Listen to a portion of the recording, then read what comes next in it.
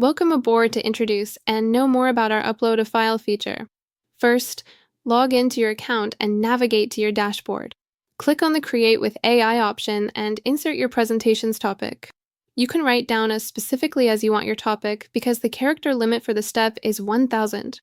Then, you can choose a category for your presentation to get a more structured outcome. If you'd like to import your file and create a presentation based on it, let's check it out how you can do it. Click or drag your file to the blank area. You can upload up to 5 files at a time, and each file can be as large as 10 megabytes. Supported file formats are docs, JSON, MD, PDF, PPTX, TXT. After uploading the files, you can review the outline, add or remove any points, and choose your presentation's theme, and that's it. In just a couple of minutes, your presentation is ready. Here's the final version of your presentation created under just a minute. Thanks for watching and happy presenting!